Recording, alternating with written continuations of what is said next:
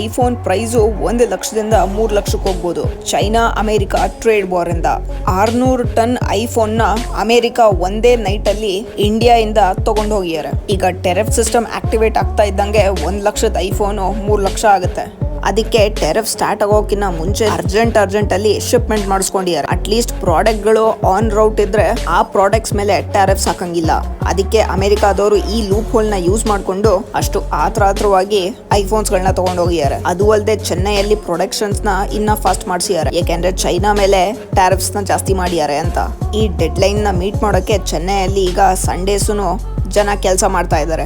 ಬರೀ ಇಷ್ಟೇ ಅಲ್ಲ, ಆಪಲ್ ಕಂಪನಿಯವರು ಚೆನ್ನೈ ಏರ್ಪೋರ್ಟ್ ಅಲ್ಲಿ 30 ಅವರ್ ತಗೊಳ್ಳೋ ಕ್ಲಿಯರೆನ್ಸ್ ನ ಬರೀ 6 ಅವರ್ ಅಲ್ಲಿ ತಗೊಂಡಿದ್ದಾರೆ.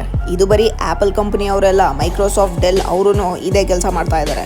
ಈ ಕಡೆ ಚಿಕ್ಕ ಕಂಪನಿಯವರು ಯಾರು ಪ್ರೈವೇಟ್ ಜೆಟ್ಸ್ ನ ಅಫೋರ್ಡ್ ಮಾಡಕ್ಕಾಗಲ್ಲ, ಅವ್ರಿಗೆ ಟ್ರಂಪ್ ಎಕ್ಸ್ಟ್ರಾ 90 ಡೇಸ್ ಕೊಟ್ಟಿದ್ದಾರೆ. ರೂಲ್ಸ್ ಓವರ್ ನೈಟ್ ಚೇಂಜ್ ಆಗ್ಬೋದು, ಹುಷಾರು ಅಂತ.